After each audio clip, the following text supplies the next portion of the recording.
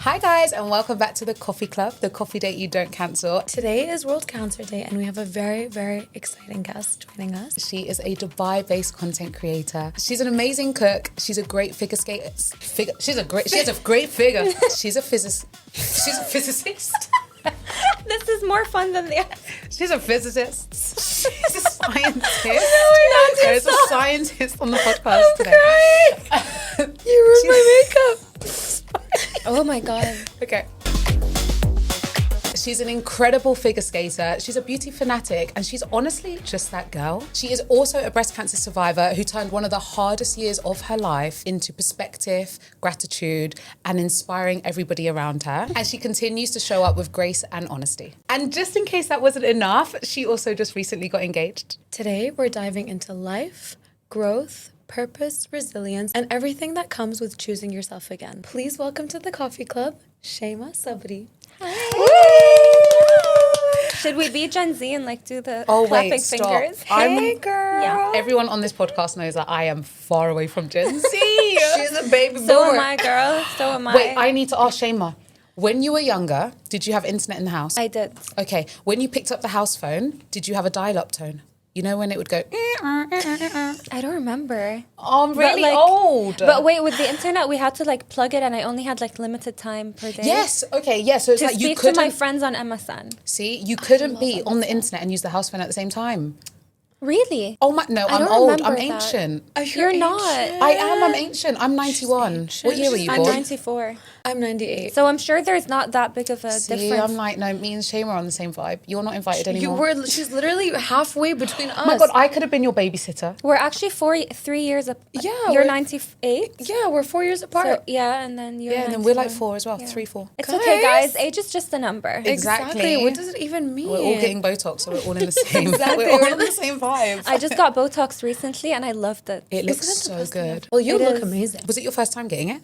I got it like once with a friend because like she told me to do it with her. I was like, sure. And it didn't do much. Okay. I don't have lines anyway, but it just gives you this like Snatched. refreshed look. And I did it in end of November when I was in London getting my last injection. Honestly, she was amazing. It was called by Nargis. What I love is you No. still have expression. You There's Yeah, no because lines. that's what I told her. I was like, I want expressions. I don't want to like be frozen, Frozen, but I just want to look fresh, you know? And you do. I got She did you. a great job. Yay. Honestly, I'm Shout like, I'm going to have to out. fly to London now. Yeah. Yeah, honestly. So I have a question. How would you describe yourself to someone who's meeting you for the first time? Like in a shallow way or like However you personality? I like. don't know. A little A bit little bit of shallow, both. a little bit of personality. I think I would say that I'm someone that's been through a lot of like pain and heartbreak, just like any girl, you know, we go through so much, but especially recently, like I've been through health issues, I've been through heartbreak, whether it was with friendships or relationships, but no matter what comes my way, I always find a way to just keep going. Like for example, when I went through, you know, the cancer recently and I went through a lot of hardships, and I was very open about it on social media. I never like asked God like, why me? I was never like angry about it. So I feel like that's something that truly defines me. I always just let things happen, the good and the bad, and I just find a way to just, you know, go through it. I cry a lot, I get upset, I get sad, but I never like ask God like, why me? Or like, I just kind of find a way to Go through it somehow. And I genuinely believe that anything that happens to us always happens for a reason. And I know that we always think that, oh, we just say that so we can sleep at night and feel better, but it's really the truth. Wow. And the past 2 years really did teach me that. When I was watching your social media, when you were in London going through your treatment, and I had goosebumps every single time, wow, subhanAllah, your trust in your faith was so immense. You showed so much strength. Like you were oozing so much positivity still. I'm really happy that's what you guys see, because I went through a lot of bad days and I was sharing them. Yeah, you were. But I feel like what people connected with the past year and a half is like just me being raw. Yeah. And I had so many people in my life or people that were in my life telling me like, you need to stop oversharing, like you're too raw, you're too comfortable on social media, like you cry so much on social media, you talk too much about everything that you're going through.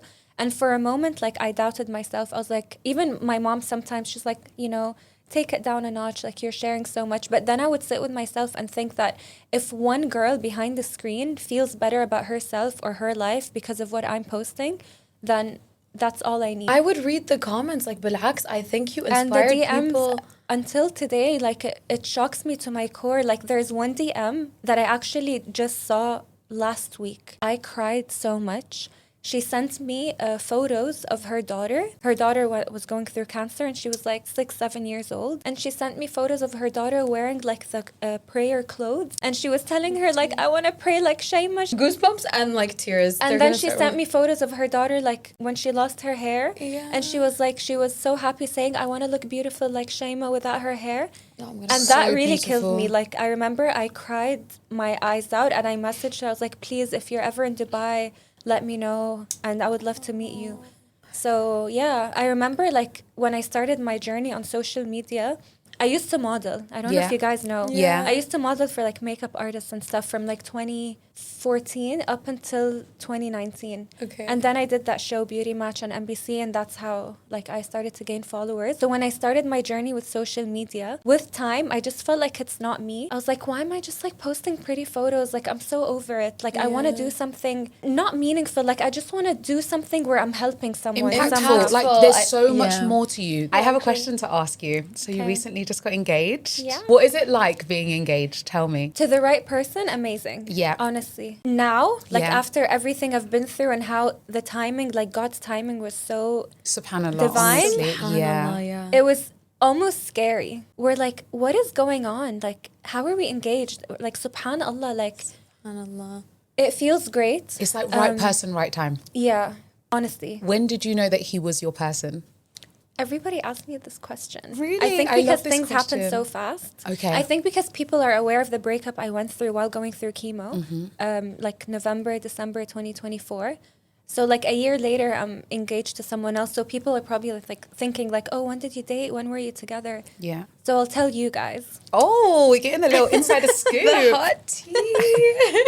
We didn't date actually. Okay. So we were friends while I was with someone else. Like we were friends, and I was actually trying to hook him up with my friend, which is so funny. I was like, yeah, I met this great guy, and like you have to meet him. I think he'd be perfect for you and Bless everything. her. She's like, someone needs this guy because he's too good to let go of. Honestly, he seems like a great guy, like everything.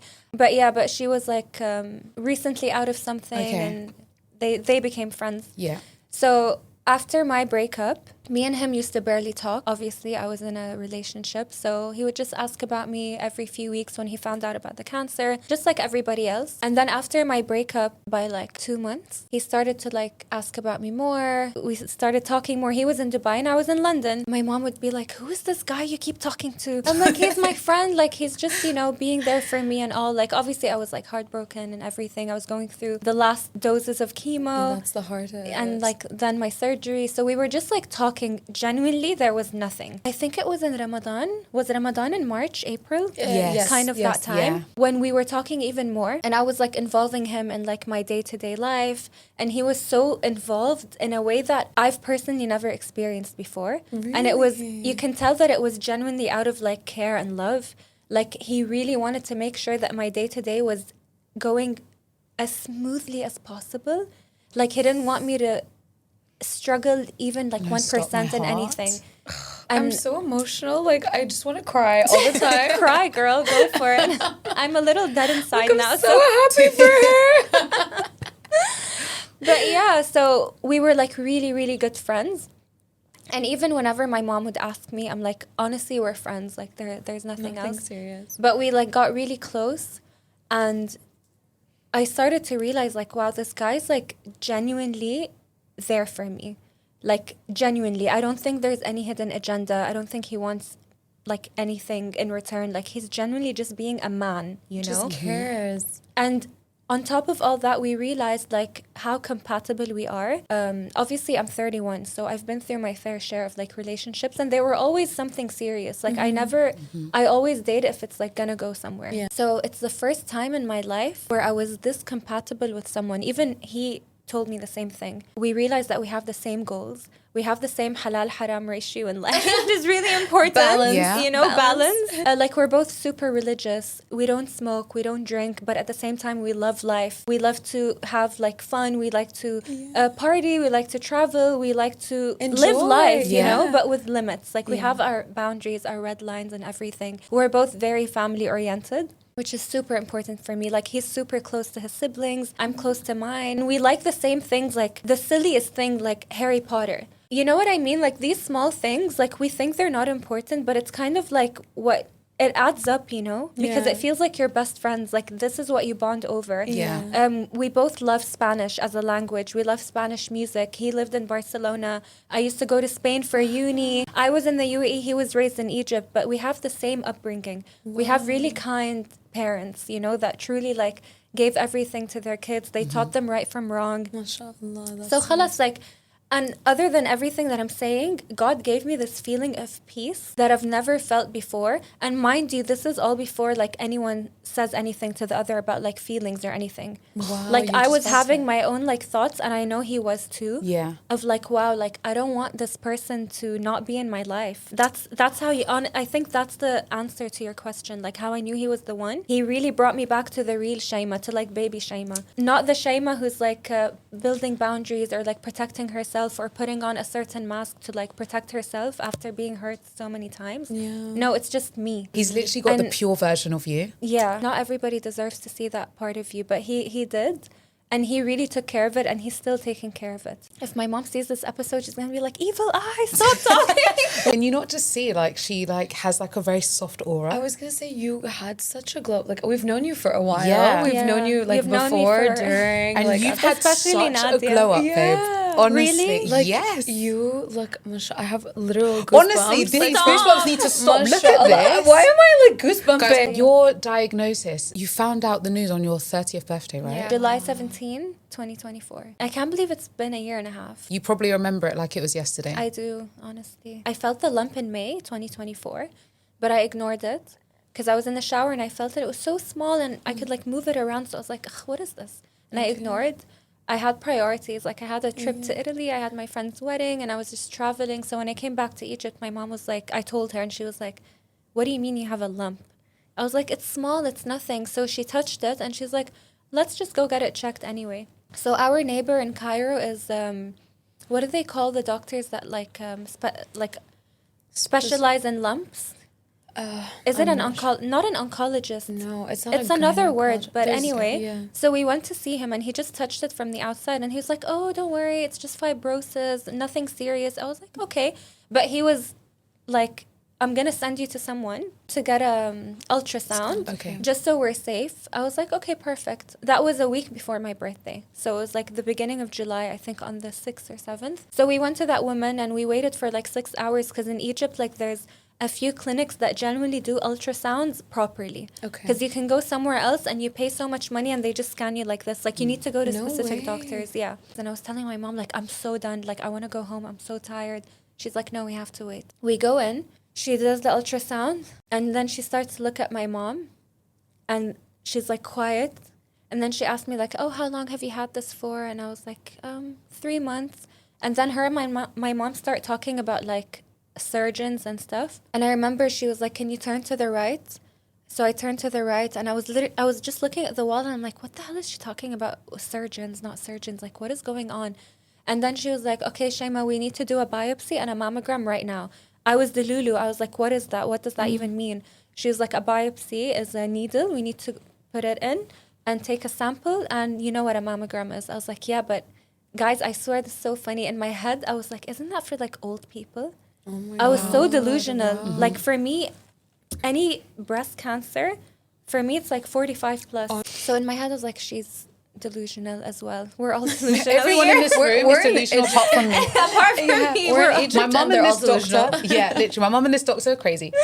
Yeah, so I looked at the needle for the biopsy and I looked at my mom. I was like, I'm not doing this. It's not happening. It was this long. It looked terrifying. And then she's like, don't worry, blah, blah. So she did it. I was screaming. It was so painful. And then I did the mammogram and she was like, your results will come out in 1 week. And then I went back to the doctor. I was like, my birthday's in a week and I'm going to Spain and Portugal.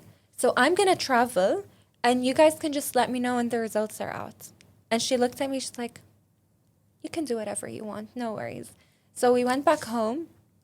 And the scar is like so horrible for a biopsy because the whole area bruises. Okay. And then you can see like the hole from the, it's not like an injection, it's like a hole. It's like they It's really drilled invasive. inside. Yeah. It's so invasive. So I was just like looking at it, I'm like, what is going on? But I think my brain was like blocking everything out and focusing on, okay, I'm turning 30. Just focus on that. And I remember I filmed like a series of 30 things I learned at 30. And I started like preparing my posts, and I'm going to post one every day. But yeah, so then I traveled. I went to Spain on the 16th. So like a day before my birthday. I begged my parents. I was like, I promise you, if there's anything like urgent, I'll come back. And in my head, this urgent thing isn't like cancer. It's like if I have to get it removed or something. So they were like, fine. So I went to Spain. I went to Madrid. And on my birthday, the next day, I was having lunch. And my parents called me. They're like, hi, blah, blah, happy birthday. I don't know. I was like, thank you. And they're like, you're having fun? I was like, yeah, all good. And they hang up. And then a few hours later, Miskeen, because they didn't want to upset her. They called me. They're like, Shayma, like, we really need to tell you something. But, like, where are you? I was like, I'm just sitting down at this restaurant. Is everything okay? They're like, look, the results have been out. But we didn't want to ruin your birthday. But you need to, like, fly to London tomorrow. So we need to tell you that it's cancer. And I was like, what? Where are the cameras? Like, is this a prank? So I was like, okay, just give me a minute. I'll call you guys back. And I remember I called one of my best friends. And I was, like, crying. And she was like, I promise it's going to be fine. Just calm down. And then I called my sister. I went to the bathroom. I cried for a bit, but then I looked in the mirror and I was like, it's going to be fine. Yeah. So, yeah, I went to like a flamenco show after. Like, I'm going to make the most out of this. You're like, it's my birthday. I'm here to party. And then, yeah, I flew back to London the next day. And my dad's friend picked me up. And, yeah, when we were on the way, he was like, don't worry, I know a lot of people that went through chemo and they came out the other side. I was like, chemo? I'm not going to do chemo. It's just going to be a quick surgery. They're going to remove it. And then he was like, he just didn't say anything. He kept driving. So, yeah, and then my mom came. Then my brother came. My dad came. And I started all the treatments. Yeah, because there's so much you need to do before. I had to do a second biopsy, and then I had to do a mammogram again, and then I had to freeze my eggs. Wow. Oh, so you froze your eggs before you started? Before starting treatment. Is that something you ever thought about before? Yeah. Like egg freezing? I swear I can show you the chat. I was talking to my friend like a month before. Whoa. I was like, I'm turning 30. I'm thinking of freezing my eggs. How was that process of like honestly the process, like the surgery or whatever, the procedure itself is so easy. You go to sleep, you wake up and it's done. But it's the leading up to it that's really annoying, because you have to inject yourself every day. Wow. With like hormones and stuff so they can increase. And then you start getting bloated and your stomach starts to hurt you so much towards the end. Oh, wow. And then every 2 days you have to go get a blood test. Every 2 days I had to go get a blood test, and then they kind of do an ultrasound on my stomach to see the eggs count. Yeah.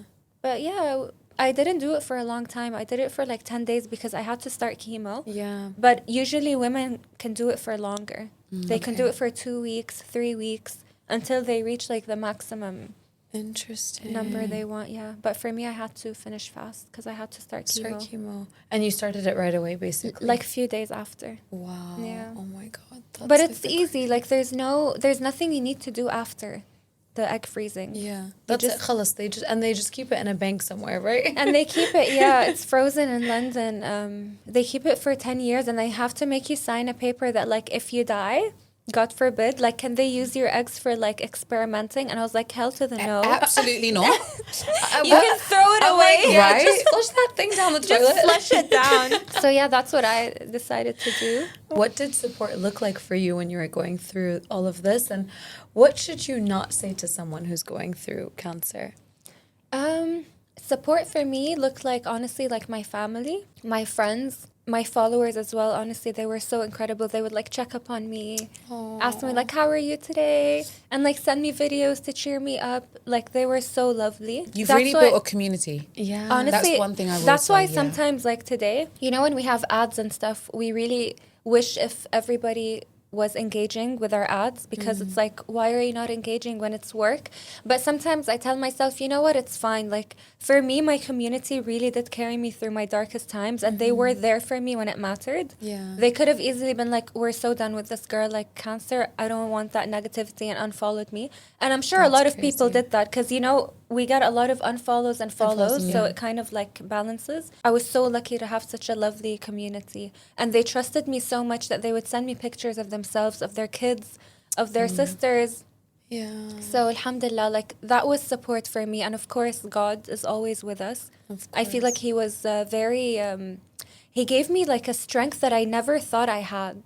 You know, everyone who knows me knows I'm so dallu'a, like when it comes to blood tests. If anybody pinches me too hard, like I freak out. I don't like to be like, I don't like to go through any kind of physical pain. Even growing up, like waxing and stuff was like the worst day of my life. And then laser came and it was the best thing in the world. Thank you for laser. Thank you, God, for laser. So I just don't like pain. I don't have any kind of pain tolerance. Okay. But subhanAllah, with this, God gave me A new strength. pain tolerance in ways that I couldn't, like the surgery, I was recovering, alhamdulillah, well, the needles coming in and out all the time, the injections I took, because I used to take so many injections, I forgot the period stopper, which is every month, the other injections, which is part of my treatment to like calm down the hormones so they don't make the cancer grow, and the blood tests every week. Was crazy, man. God is just so great, honestly. Alhamdulillah. And my family, my mom was like so selfless. Like she would wake up every day and think how she can make like my life easier. She was cooking for me every day. And then in Ramadan, I started cooking with her. Yeah. She was incredible. Bless her. honestly. She's so sweet. I mean, I've never met her, but I watched her. Like, Everyone when you tells me post they're her, like, we feel I like feel we like I know know your your mom. mom. Yeah, honestly. From how much like you love her, we can feel that love through the screen, and we love her as well. Yeah, like because she's so selfless. What should you not say to someone that's going through cancer? So I've had like the craziest things said to me over the past year and a half. I got a lot of people telling me like, I can imagine how you feel. And it's like, you really can't. Yeah. Me as Shayma today, I have a lot of my close friends who, you know, gave birth and became mothers recently, like Asala, one of my best friends from school, Irania, my other friend, Layan. A lot of people around me have become mothers recently. And I've seen them go through so much pain. I'm sure you know. Yeah. You know, physically, mentally, it changes you for life in a good way and in a bad way. I would never, ever tell them like, yeah, I can imagine how it's like. No, I can't. Once I'm a mother, then I'll Then know you'll what it's imagine, like. yeah. And God forbid, I would never want my worst enemies to go through cancer. Yeah. So don't come and tell me I can imagine what it's like. You know, you can just say, I know you're going through pain. I know but don't say I can imagine, because you can't. Yeah. Or like, I know what it's like. No, you don't. Something I got so much is like, oh, you got breast cancer. Honestly, I'm so happy for you. It's like the easiest type. No. I swear. Or like, oh, I'm so happy. Like it's curable. I know they mean well, because there are It's very insensitive. there are worse kinds of cancer, but like It's like, thank it's God like you you're- got that it's one. like and not you're another telling one? me that I should Be thankful. be yani, I am thankful. Anything Yeah, of God, but you course. know what Yeah, I mean. I It's know like exactly something what you very bizarre to say. That is a wild thing to say to someone. People are so And something that a lot of people told me as well, which eventually I found as a joke, and I was like, honestly, yeah, it's true.